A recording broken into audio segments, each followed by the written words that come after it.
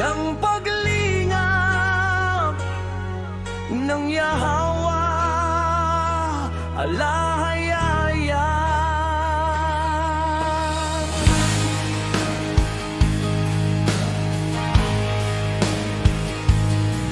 Ang Espiritu ng Yahawa, alahaya ay sumasakin, sapagkat ako'y pinahiran ng Yahawa upang magbalita ng mabuting balita sa mga dukha. Ipinadala niya ako upang magpagaling sa mga may wasak na puso, upang magbalita ng kalayaan sa mga bilanggo at paglaya sa mga nasa bilangguan mula sa kadiliman, upang ipahayag ang taon ng paglingang ng Nawawa at ang araw ng paghihiganti ng ating alahayaan, upang aliwin ang lahat ng nagluluksa at magbigay para sa mga nagdadalamhati sa Zion, upang ipagkaloob sa kanilang putong ng kagandahan sa halip na abot, ang langis ng kagalakan sa halip ng pagluluksa, at ang galit ng papuri sa halip ng diwa ng kawalan ng pag-asa. Sila ay tatawaging mga puno ng katuwiran, isang pananim ng alahayaan, upang maipakita ang kaniyang kamahalan.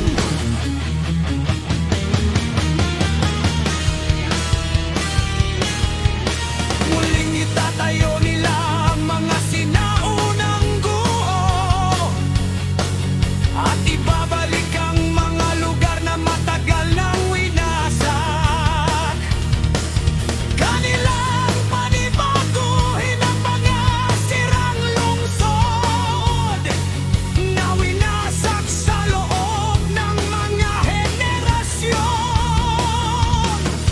Ang mga taga-ibang bayan ang magpapastol sa iyong mga kawan, mga dayuhan ang magtatrabaho sa iyong mga bukid at tubasan. At ikaw ay tatawaging mga kahon ng Yahawa, ikaw ay papangalan ng mga tagapaglingkod ng ating alay. Kakain ka sa yaman ng mga bansa, at sa kanilang kayamanan ikaw ay maghahambog. Sa halip ng iyong kahihiyan, tatanggap ka ng dobleng bahagi, at sa halip ng pagkadusta, ikaw ay magagalak sa iyong mana, at sa gayon ay magbabana ka ng dobleng bahagi sa iyong lupain, at ang walang hanggang galgakan ay magiging sa iyo. Sapagkat ako ang Yahawa ay umiibig sa katarungan, kinamumuhian ko ang pagnanakaw at kasamaan. Sa aking katapatan ay gagantimpalaan ko ang aking bayan at gagawa ng isang walang hanggang tipan sa kanila.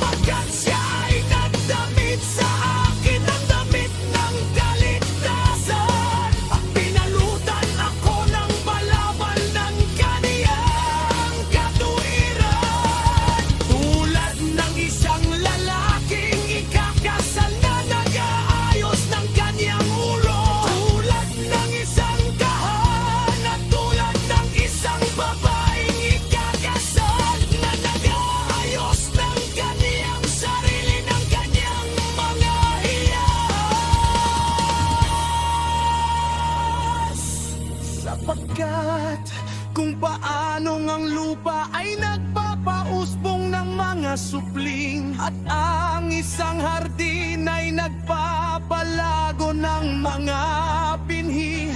Gayon din ang yahawa, alahaya ay magpapausbong ng katwiran at papuri sa harap ng lahat ng mga